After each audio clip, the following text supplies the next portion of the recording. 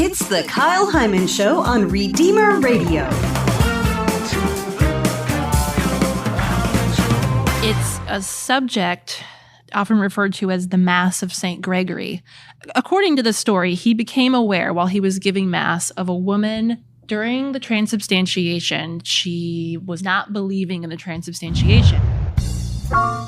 You can't talk about art history without seeing the impact Catholicism has had on art and the impact that art has had on Catholicism.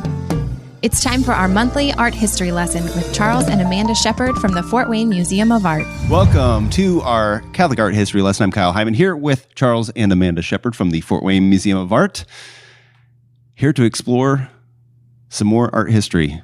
Yeah, this painting is a doozy. I can't wait to hear your deciphering of this. We're going back in time. I know we took a pit stop in the 19th century and have talked about modern art some. We're going back to some late medieval, early Renaissance times. And for our listeners, we're talking 15th, 16th century. And that's before we see figures are still flattened, proportions aren't quite right. They might even look a little cartoonish, a little comical, at least to our eyes. But they are beginning to be more rounded, more dimension than maybe the more early medieval work. So what we're talking about today is a subject that people familiar with St. Gregory the Great, Pope Gregory, they would know the story well. And it's a subject often referred to as the Mass of St. Gregory. And it's been said in his biographies, starting around the 8th or 9th century, that when he was giving Mass, and for people who are not familiar with our timeline, he lived from 540 to 604, so early church. Okay. According to the story, he became aware while he was giving Mass of a woman during the transubstantiation. She was laughing or, otherwise not believing in the transubstantiation. And because she herself had baked the bread for the sacrament. And she couldn't believe that it was actually his body and blood. So Gregory prayed for a sign that she would believe. And according to the story, the host turned into a bleeding finger. Now, as the centuries went on, that story became conflated with the host turning into the icon of the Man of Sorrows, which is Christ sort of slumped in a coffin or other kind of box on the altar, his head leaning down, and the instruments of his crucifixion are behind him. So in the painting that we're looking at today, which is from the 1520s, we see Gregory kneeling before the altar, surrounded by popes and cardinals, while the Man of Sorrows rises from the altar with a crucifix behind him and a reed and other items from his passion. Almost kind of scrapbookish, or like a children's book illustration, like a collage of sorts. Like, here, let's put this rooster on top of a pedestal, and it's kind of a grab bag of images. It is, and we have to remember too that the image was so common; it was painted over and over and over. Okay. And a note on the artist. We don't actually know who the artist is, so they just attribute it to a gentleman known as the Master of the Mass of St. Gregory. So he would have been a master of this subject, and he practiced in the workshop of Lucas Cranach the Elder. Now, he also has a sharp eye, this master, because the subject matter was popular prior to this, and the most famous version was done by Dürer almost a decade and a half earlier, 1511. If you were to compare the two images, the master of this has borrowed a lot of the design elements from the Dürer piece into this and then punched them up with his own language, particularly the some of the details on the altar, but all our little faces coming out of the ethereal cloud, which actually is more like a solid rock than ethereal, I guess. But so he's given it his own flavor for sure. But a lot of folks think that he might not have laid it out this way if he hadn't seen the drawer piece first, and the drawer piece was very, very popular. Mm-hmm. Now, so Gregory's kneeling in front of the altar, and as you said, Christ rises forth, and then behind him is a column, and then a rooster is crowing, and that symbolizes the cock crowing 3 times, which Christ predicted.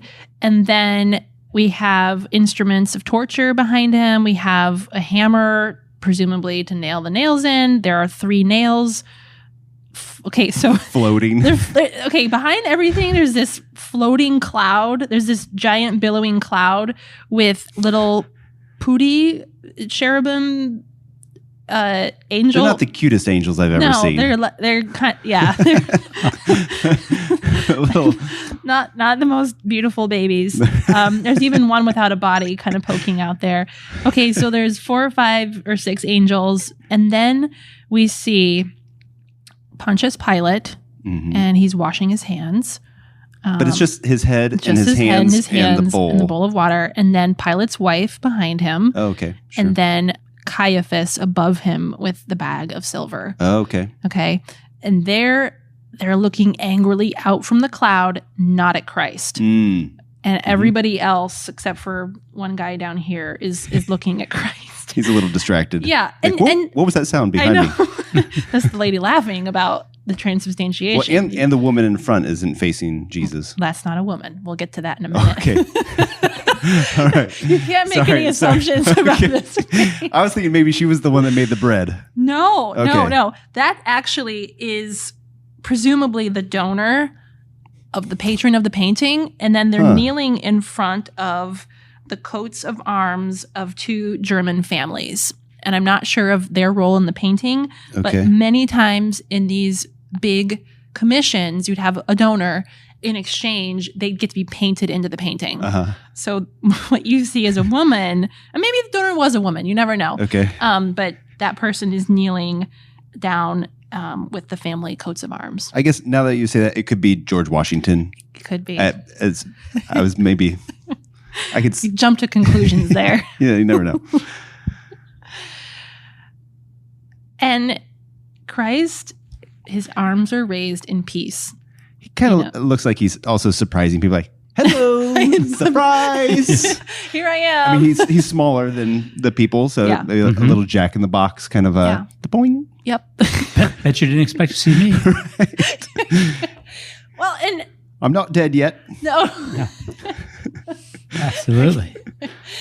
Those are some of the quirks of late medieval art. Is again, people don't look real.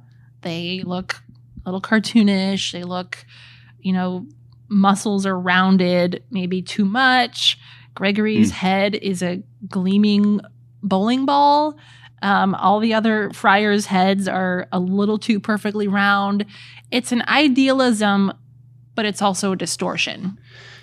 So while this particular story might have been exaggerated over time, Eucharistic miracles are still happening in modern day that science cannot explain. Right. So there's very likely that something happened. Sure. And just because the story changed over the years doesn't mean it didn't happen. And in fact, paintings of the miraculous Mass of St. Gregory were really popular during the Reformation when the real presence was challenged by the Protestant movement. So it probably was advantageous to show Christ himself coming off the altar than a bleeding finger. It would have been more clear to the viewer that, it's an explicit statement rather than a disembodied body part. Yeah, you can't really miss what they're talking about here. Whereas if it was just the bleeding finger, you could not see it right. You could not put it all together. The master was making it very clear here that it was Christ coming out of that tomb. I also read that devotion to the Mass of St. Gregory was, something like 14,000 years of indulgences attached to it. Huh. Yeah. So it's a really important image in Catholic art history, one that I wasn't that familiar with, that Right. I think had a really important function in the 16th century, but not as much today. All right. I mean, it's a little weird. It takes some unpacking and decoding, so I can see Sure. why to us moderns it's a little like, almost comical. Like, especially in the way it's been painted. this never happened. Right. Yes. Right. I know. Yeah. Well, it's very interesting, and the colors are. I don't know. How would you describe it? It's very rich, but it's like a bluish, greenish Sure. hue to it. It's kind of a neat it's, colorscape. It is. It's a lot of black, gray, olive, but then this piercing red. Right. Yeah, of the rooster, of the Book of Gospels, of the vestments of the priests. Yeah. Well, and at that time period, you're going to have a palette in most paintings that's on the darker side. In this case, the darker side palette is used, I think, to signify the seriousness of what's going on at the altar and the holy men directly in front. And then also it's a great counterfoil to make that the reds and golds snap too, because they're the only, vivacious colors, and they come right out. Right. And so there's the good book, and there's the bishop's hat and cloak. The best device I think he had going was, outside of how he presented Christ, showing us the holes in his hands and the bleeding side, is that cloud in the Drurer piece, which I cited a minute ago as probably being a strong influence on this.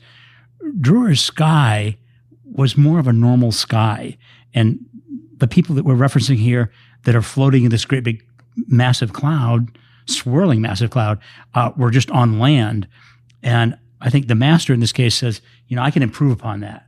I can have them swirling and floating right, very close to you, and they're popping out of the cloud. That's an effect that in medieval times really caught the viewer's breath. It's a very cool painting and a neat story. I've never heard of the story of St. Gregory before. So I haven't either. people check it out. So this is painted by Anonymous, known as the Master of the Mass of St. Gregory. Yes. But the painting itself is called the Miraculous Mass of St. Gregory the Great. That is correct. So people can search that out, check it out. I'll also put a link in the podcast notes so people can see that. I always like to use the artwork as kind of the podcast artwork as well, so people can see it. Excellent. All right. Well, thank you so much. What's going on here at the museum? So right now we've got an exhibition it's called Posing Beauty in African American Culture. So it's going to be depictions of beauty in African American culture. And then coming up in just a few days, we're opening up an exhibition of American Impressionism. It's about 40 or so paintings from a really prominent collection held by the Huntington Museum of Art of American Impressionists. So Huntington, Indiana? No, Huntington, West Virginia. Okay. I was like, I have not heard of this. Well, there could be a wonderful collection of American Impressionists in Huntington, Indiana. I just don't know about it yet. Okay. So when will that be? That opens September 19th. Okay. Well, people can find more information at fwmoa.org. Check out social media, FWMOA as well. Thank you so much, Charles and Amanda Shepard. Thanks, Kyle. Thanks for having us on. I always learn so much. If you'd like to support this show and other great audio programming, go to redeemerradio.com and click donate. And until next time, remember to leave room for the Holy Spirit.